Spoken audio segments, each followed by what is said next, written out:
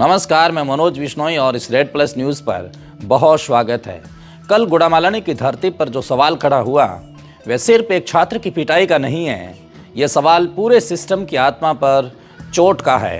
यह सवाल उस भरोसे का है जो माँ बाप अपने बच्चों को स्कूल भेजते समय शिक्षकों पर भरोसा करती हैं। ये सवाल उस व्यवस्था का है जो कागजों में बच्चों के अधिकारों की बात करती है, लेकिन ज़मीन पर जब बच्चा लहूलुहान होता है तो सिस्टम की संवेदनाएं सुन्न हो जाती हैं, सड़ जाती है।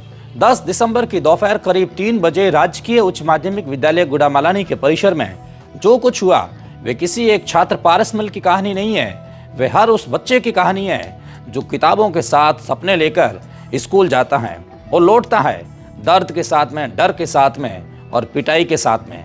कक्षा 10वीं में पढ़ने वाला छात्र पारसमल माली उस दिन स्कूल गया हुआ था, पढ़ने के लिए और अपने बेहतर भविष्य बनाने के लिए। लेकिन स्कूल जो ज्ञान का मंदिर कहलाता है, वहीं पर कथित तौर पर यह कहा गया कि उसे बाहर बुलाया जाता है, यानी कि उनके क्लासरूम से बाहर बुलाया गया और वहां पर जो हुआ वह किसी भी सभ्य समाज को शर्मसार करने के लिए ही काफ़ी है। आरोप है कि शिक्षक राणाराम और पीटीआई मोहनलाल ने मिलकर छात्र के साथ बेरहमी से मारपीट की और यह मारपीट एक झटके में खत्म हो जाने वाली नहीं थी। ये वह मारपीट थी जिसमें शिक्षकों द्वारा बूट पहन करके उनकी छाती पर चढ़ा गया, लातों से शरीर पर वार किए गए और जिसमें एक नाबालिग छात्र की चीखें शायद ही स्कूल की दीवारों से टकराकर वहीं दब गई। मारपीट का असर सिर्फ एक शरीर पर नहीं पड़ा, असर भीतर तक गया। छात्र की हालत इतनी गंभीर हो गई कि उसे हॉस्पिटल में भर्ती कराना पड़ा। आरोप यह है कि पिटाई के बाद उसके पेशाब में खून आने लगा। अब सोचिए, एक नाबालिग छात्र जिसकी उम्र किताबों और खेलों की होती है, वह किसी हॉस्पिटल में खून के साथ जिंदगी की जंग लड़ रहा होता है। पहले उसे स्थानीय हॉस्पिटल में ले जाया जाता है, हालात बिगड़ी तो फिर वे बाड़मेर किसी हॉस्पिटल के अंदर रेफर कर दिए गए। इलाज के बाद हाल ही में वह हॉस्पिटल से अपने घर लौटा है। लेकिन सवाल यह है कि क्या वह छात्र उस डर और उस दिन की दहशत से कभी बाहर निकल पाएगा? इस पूरे मामले में सबसे बड़ा सवाल ये नहीं है कि मारपीट हुई है या नहीं हुई। सबसे बड़ा सवाल ये है कि 1 सप्ताह से ज़्यादा समय बीत जाने के बाद भी सिस्टम के द्वारा कार्रवाई क्यों नहीं हुई। यही सवाल लेकर कल गुड़ामालानी में सर्व जातीय ग्रामीण एकत्रित हुए। गांव, समाज, जाति, वर्ग, सीमाएं सारी टूट गई और लोग एक साथ उपखंड अधिकारी कार्यालय पहुंचे, ज्ञापन सौंपा, आवाज़ें उठाई गई। लेकिन ये आवाज़ सिर्फ एक कागज़ का पुलिंदा नहीं थी, ये गुस्से, पीड़ा और चेतावनी से भरी हुई थी। ग्रामीणों ने साफ शब्दों में कहा कि अगर 7 दिनों के भीतर दोषी शिक्षकों के खिलाफ ठोस कार्रवाई नहीं हुई तो उग्र आंदोलन किया जाएगा। और ये चेतावनी कोई भावात्मक नारा नहीं थी, यह उस हद तक पहुंच चुके समाज को एक आईना दिखाने की थी जहां अब चुप रहना भी अपराध लगने लगा है। और ग्रामीणों का साफ कहना था कि शिक्षक का काम बच्चों को अनुशासन सिखाना है, उन्हें इंसान बनाना है, जानवरों की तरह पीटना नहीं। अगर कोई भी शिक्षक हिंसा का रास्ता अपनाएंगे तो फिर बच्चों को अहिंसा का पाठ कौन पढ़ाएगा?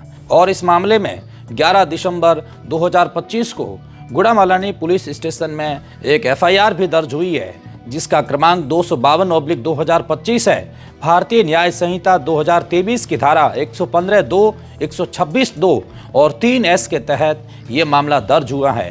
कागजों में कानून ने अपनी मौजूदगी दर्ज कराई है, लेकिन ज़मीनी सच्चाई ये है कि कानून की चाल इतनी धीमी क्यों है? ये सवाल आज हर ग्रामीण पूछ रहा है। एफआईआर दर्ज होना पहला कदम होता है, अंतिम नहीं। लेकिन जब एफआईआर के बाद भी आरोपी शिक्षक अपने पद पर बने रहते हैं तो सिस्टम पर भरोसा डगमगाने लगता है। और पिता मोहनलाल की पीड़ा सिर्फ एक पिता की पीड़ा नहीं है, ये हर उस माँ बाप का डर है जो अपने बच्चे को स्कूल भेजते वक्त मन ही मन दुआ करता है कि उसका बच्चा सुरक्षित लौट आएगा। मोहनलाल बताते हैं कि उनका बेटा दर्द से तड़पता रहा, हॉस्पिटल के चक्कर काटता रहा और इधर जिम्मेदार लोग फाइलों में तारीख जोड़ते रहे। सवाल यह है कि अगर यही घटना किसी बड़े अधिकारी या किसी रसूखदार व्यक्ति के बेटे के साथ होती तो क्या ये कार्रवाई इतनी सुस्त होती? और यहाँ सवाल सिर्फ 2 शिक्षकों पर कार्रवाई का नहीं है, सवाल उस सोच का है जो आज भी स्कूलों में जिंदा है। और वह सोच जहाँ डर को अनुशासन का नाम दिया जाता है, वह सोच जहाँ मारपीट को पढ़ाने का एक तरीका मान लिया जाता है, लेकिन समय बदल चुका है, कानून बदल चुका है, समाज बदल चुका है। अब अगर कोई भी शिक्षक इस सोच को ढोते हुए बच्चों पर हाथ उठाता है तो उसे सिर्फ सस्पेंड नहीं बल्कि सिस्टम के सामने जवाबदेह बनाया जाना चाहिए। और कल जो गुड़ामालानी के सर्वजातीय एकता देखने को मिली वह अपने आप में एक संदेश है, और यह संदेश प्रशासन के लिए भी है, शिक्षा विभाग के लिए भी है। और ये सिर्फ साफ संदेश है कि अगर बच्चों के साथ अन्याय होगा तो समाज कभी भी चुप नहीं बैठेगा। 7 दिन की चेतावनी सिर्फ एक समय सीमा नहीं है, ये प्रशासन के लिए एक टेस्ट है, और ये देखा जाएगा कि सिस्टम बच्चों के साथ खड़ा है या फिर कुर्सियों के साथ या फिर रसूखदार लोगों के साथ। प्रशासनिक उदासीनता अगर जारी रहती है तो आंदोलन उग्र होगा, ये बात ग्रामीणों ने साफ कह दी। और अगर ऐसा होता है तो जिम्मेदारी किसकी होगी? और क्या उस समय फिर से आश्वासन दिए जाएंगे? क्या फिर से ये कहा जाएगा कि जांच चल रही है? या फिर ये मान लिया जाएगा कि एक छात्र की जान, उसकी सेहत, उसका भविष्य सिस्टम के लिए प्राथमिकता नहीं है? इस पूरे घटनाक्रम ने एक बार फिर यह बात सोचने पर मजबूर कर दी कि क्या हमारे स्कूल वास्तव में सुरक्षित है? क्या वहाँ जाने वाला हर बच्चा सुरक्षित हाथों में है? और क्या शिक्षा व्यवस्था में जवाबदेही नाम की कोई भी चीज़ बची है? और जब एक नाबालिग छात्र के यूरिन में खून आता है और सिस्टम खामोश रहता है तो ये खामोशी एक अपराध भी बन जाती है। और आज सिर्फ ये ज़रूरत की कार्रवाई नहीं है, ज़रूरत उदाहरण पेश करने की है, और ऐसा उदाहरण जिसमें यह संदेश जाए कि बच्चों के साथ हिंसा कतई बर्दाश्त नहीं की जाएगी। शिक्षक समाज का एक मार्गदर्शक होता है, और अगर वही रास्ता भटका हुआ होगा तो पूरी पीढ़ी भटक जाएगी। पारसमल का मामला एक चेतावनी है, एक आईना है, एक उदाहरण है जिसमें सिस्टम को खुद देखना ये चाहिए कि हम क्या कर रहे हैं और किस दिशा में जा रहे हैं। गुड़ामालानी के ग्रामीणों की ये लड़ाई सिर्फ पारसमल के लिए नहीं, हर उस बच्चे के लिए जो आज भी चुपचाप मार खाकर घर लौट जाता है क्योंकि उसे डराया जाता है, धमकाया जाता है। अब सवाल यह है कि क्या ये डर टूटेगा या फिर 7 दिन बाद सड़कों पर गुस्सा फिर से फूटेगा।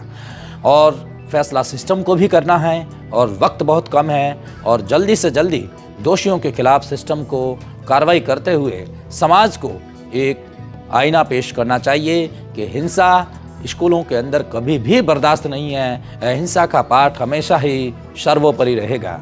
रेड प्लस न्यूज़ से जुड़ने के लिए बहुत शुक्रिया।